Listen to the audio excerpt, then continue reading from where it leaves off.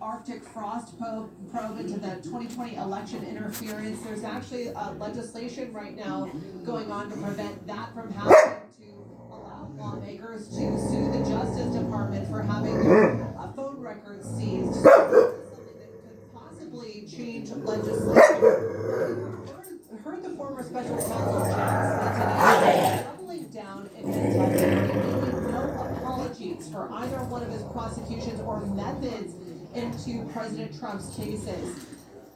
Bianca, I think there were hearings going to resume, so I'm going to throw it back to you. Out there, to listen into Jackson.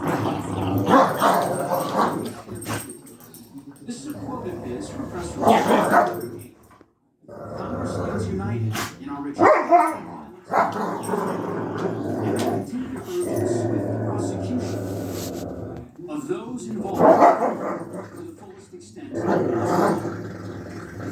Mr. Smith, this is people trying to rewrite history. That's what this is. Many of them were with us in the House of 6.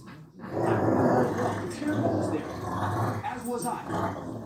There's been a lot of discussion about witnesses today. Perhaps the chairman could muster the courage to call the 4 witnesses who I see. The American public may not see. I see, standing behind you, Mr. Smith, the 4 police officers who risked everything, life and limb, to do what? To protect the Republican members on the dais.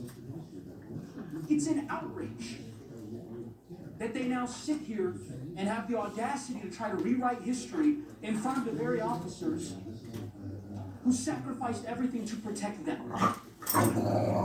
Mr. Smith, you're of course aware that President Trump was impeached for his conduct connected to January 6th, right? Correct. You know how many members of Congress voted to impeach him? I don't recall. 232. Do you know how many Republican members of Congress voted to impeach him?